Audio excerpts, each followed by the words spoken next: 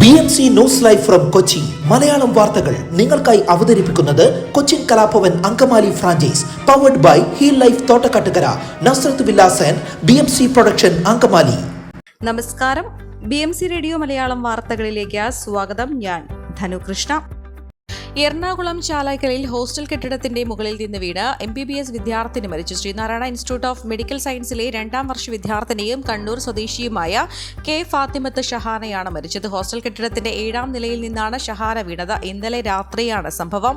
Police സ്ഥലത്തെത്തി പരിശോധന നടത്തി. ഹോസ്റ്റലിലെ 5ാം നിലയിലാണ് ഷഹാന താമസിക്കുന്നത്. 7ാം നിലയിലുള്ള സുഹൃത്തുക്കളെ കാണാൻ എത്തിയതാണ്.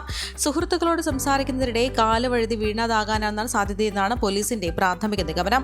സംഭവത്തിൽ ദുരൂഹതയുണ്ടോ എന്ന് പോലീസ് അന്വേഷിക്കുകയാണ്. Seaport airport road Padamugal link റോഡിൽ നിന്ന് 20 അടി താഴ്ചയിലേക്ക് കാറ് മറിഞ്ഞു. ഡ്രൈവർ ചെങ്ങന്നൂർ സ്വദേശി അർജുൻ പരമേശ്വരന് പരിക്കേറ്റ്. വെള്ളിയാഴ്ച അർദ്ധരാത്രിയിലായിരുന്നു അപകടം. കളക്ടർ ജംഗ്ഷനിൽ നിന്ന് വന്ന കാറ് റോഡ് വക്കിലെ ഇരുമ്പ് ബാരിക്കേഡിൽ ഇടിച്ച് അതിന് മുകളിലൂടെയാണ് താഴേക്ക് പതിച്ചത്. താഴെ ഇൻഡസ് മോട്ടോഴ്സിന്റെ സർവീസ് സെന്ററിനോട് ചേർന്ന കനാലിന് കുറുകെയാണ് കാറ് വീണത്. പോലീസും അഗ്നിരക്ഷാസേനയും സ്ഥലത്തെത്തി. നാട്ടുകാരും മറ്റ് വാഹനയാത്രക്കാരും ചേർന്നാണ് കാർ ഓടിച്ചിരുന്ന അർജുനെ ആശുപത്രിയിൽ എത്തിച്ചത്.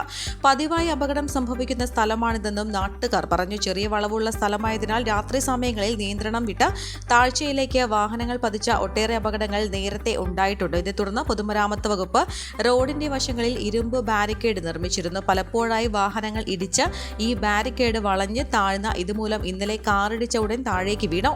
കാറിന്റെ ഒരു ചക്രം ഊരിത്തെറിച്ചു. റോഡിന്റെ ഈ ഭാഗത്ത് വെളിച്ചമില്ലാത്തതും അപകടത്തിന് കാരണമാകുന്നുണ്ട്.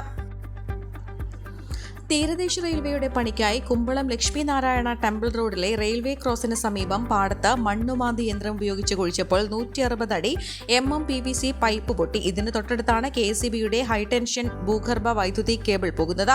പൈപ്പ് പൊട്ടിയതിനെ തുടർന്ന് കുഴിക്കൽ നിർത്തിയതിനാലാണ് വൈദ്യുതി കേബിളിൽ തട്ടാതിരുന്നത്. പൈപ്പ് പൊട്ടിയെങ്കിലും വലിയൊരു ദുരന്തം ഒഴിവായതിന്റെ ആശ്വാസത്തിലായിരുന്നു ഉദ്യോഗസ്ഥരും നാട്ടുകാരും. പൈപ്പ് പൊട്ടിയതിനെ തുടർന്ന് റെയിൽവേ ട്രാക്കിന് പടിഞ്ഞാറ് വശത്തെ ശുദ്ധജല വിതരണം പൂർണ്ണമായി തടസ്സപ്പെട്ടു. ആയിരക്കണക്കിന് ലിറ്റർ ശുദ്ധജലമാണ് പാഴാകുന്നത്. വെള്ളത്തിനടിയിലായതിനാൽ പൈപ്പ് പൊട്ടിയതിന്റെ വ്യാപ്തി പരിശോധിച്ച് നോക്കിയാലേ അറിയാനാകൂ. റെയിൽവേ പാളത്തിനടിയിലൂടെ ഇട്ട പൈപ്പാണ് പൊട്ടിയത്.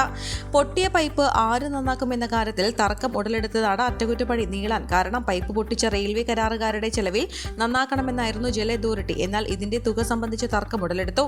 പരാതിയെ തുടർന്ന് പനങ്ങാട് പോലീസും സ്ഥലത്തെത്തി. ഹൈബിയുടെ MP വിഷയത്തിൽ ഇടപെട്ട് റെയിൽവേ അധികൃതരുമായി ചർച്ച നടത്തിയതിന്റെ അടിസ്ഥാനത്തിൽ തുക സംബന്ധിച്ച ധാരണയിലെത്തി. അപ്പോഴേക്കും നേരം ഇരുട്ടി. ഇന്ന് നേരം പുലർന്നതിനു ശേഷം പണി തുടങ്ങാനാണ് തീരുമാനം. വകുപ്പുകളുടെ ഏകോപനമില്ലായ്മയാണ് പൈപ്പ് പൊട്ടാൻ കാരണം. വൈദ്യുതി കേബിളും പൈപ്പ് ലൈനും പോകുന്നെങ്കിലും അതൊന്നും ഗൗനിക്കാതെ കുഴിച്ചതാണ് വിനയായത്. ഉച്ചയ്ക്ക് 1:00 പൈപ്പ് പൊട്ടിയത്. വാൽവ് പൂട്ടാനായില്ല. തകരാറില്ലെന്നാണ് അധികൃതർ പറയുന്നത്. എന്നാൽ ബദൽ വാൽവും ഉപയോഗിച്ചില്ലെന്നും ആക്ഷേപം ഉയരുന്നുണ്ട്. കോവിഡാനന്തര കാലഘട്ടത്തിൽ ജീവിതശൈലി രോഗങ്ങളുള്ളവർക്ക് സന്തുലിതമായ ആരോഗ്യ പരിപാലനത്തിന് ആലവിക്കടുത്ത് തോട്ടക്കാട്ടുകര ജംഗ്ഷനിൽ ഹീൽ ലൈഫ് തുറന്ന പ്രവർത്തനം ആരംഭിച്ചിരിക്കുന്നു. ഫിസിയോതെറാപ്പി, സൈക്കോളജി, ആയുർവേദ ചികിത്സകൾക്കായി 8089011772 ബന്ധപ്പെടാവുന്നതാണ്.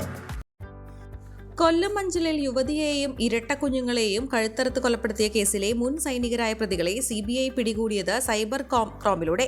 കൊല്ലം മലയമൺ ചന്ദ്രവിലാസത്തിൽ ദിവിൽ കുമാർ, കണ്ണൂർ ശ്രീകണ്ഠാപുരം കൈതൃപ്പം പുതുശ്ശേരി വീട്ടിൽ രാജേഷ് എന്നിവരിലേക്ക് അന്വേഷണ സംഘം എത്തിയത് 10,000 സമൂഹ മാധ്യമ അക്കൗണ്ടുകൾ പരിശോധിച്ച ശേഷമാണ്. കേരളത്തിൽ രജിസ്റ്റർ ചെയ്ത ക്രിമിനൽ കേസുകളിൽ വർഷങ്ങളായി ഒളിവിൽ കഴിയുന്ന പ്രതികളെ കണ്ടെത്താൻ CBIയും കേരള പോലീസും 3 മാസമായി നടത്തിയ സൈബർ ക്രൈമിലൂടെയാണ് അന്വേഷണ സംഘത്തെ പുതുച്ചേരിയിലേക്ക് എത്തിച്ചത്. പുതുച്ചേരിയിൽ ഒരു പ്രതിയുടെ ജീവിത പങ്കാളിയായ അധ്യാപിക സ്വന്തം സമൂഹ മാധ്യമ അക്കൗണ്ടിൽ പോസ്റ്റ് ചെയ്ത ചിത്രമാണ് ദിവിൻ കുമാറിനെയും രാജേഷിനെയും കുടുക്കിയത്.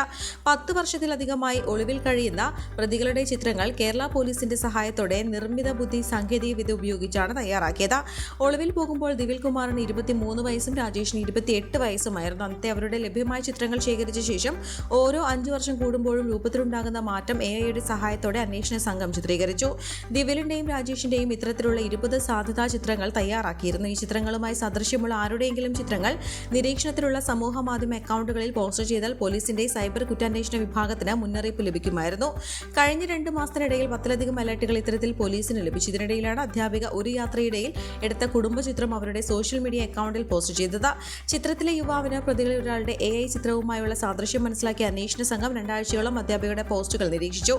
ഇവർ നേരത്തെ പോസ്റ്റ് ചെയ്ത ചിത്രങ്ങളും പരിശോധിച്ച ശേഷം യുവാവിനെ നേരിട്ട് നിരീക്ഷിക്കാൻ പുതുച്ചേരിയിലെത്തി.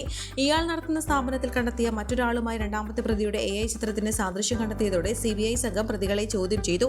ആദ്യഘട്ടത്തിൽ പ്രതിരോധിക്കാൻ ശ്രമിച്ചെങ്കിലും പിന്നീട് ഇരുവരും കുറ്റം സമ്മതിപ്പിച്ചു.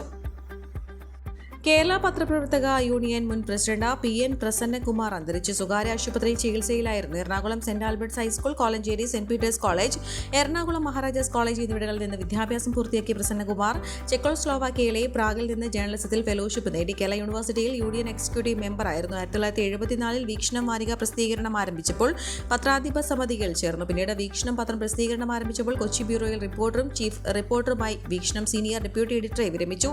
കേരള പത്രപ്രവർത്തക യൂണിയന്റെ സംസ്ഥാന പ്രസിഡന്റായി 2 തവണ തെരഞ്ഞെടുക്കപ്പെട്ടു. ഇന്ത്യൻ പത്രപ്രവർത്തക ഫെഡറേഷന്റെ വർക്കിംഗ് കമ്മിറ്റി അംഗവും ട്രഷററുമായി പ്രവർത്തിച്ചു. 1 ദശകത്തിലേറെ എറണാകുളം പ്രസ് ക്ലബിന്റെ സെക്രട്ടറിയായിരുന്നു. ഈ വാർത്തയോടുകൂടെ BMC റേഡിയോ മലയാളം വാർത്തകൾ സമാപിക്കുന്നു. നന്ദി, നമസ്കാരം.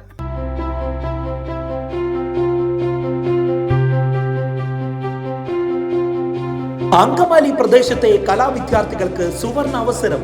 ലോക പ്രശസ്ത കലാവിദ്യാലയമായ കൊച്ചിൻ കലാഭവന്റെ അങ്കമാലി ഫ്രാഞ്ചൈസി കരയാമ്പറമ്പിനടുത്ത് എളവൂർ കവലയിലുള്ള സ്പ്രിംഗ്ഫീൽഡ് കെട്ടിടത്തിൽ പ്രവർത്തനം ആരംഭിച്ചിരിക്കുന്നു. Classical dance, cinematic dance, Carnatic music, Zumba dance എന്നീ വിഷയങ്ങളിൽ പ്രഗത്ഭരായ അധ്യാപകർ ക്ലാസുകൾ നയിക്കുന്നു. കൂടുതൽ വിവരങ്ങൾക്ക് ബന്ധപ്പെടുക 9995208614.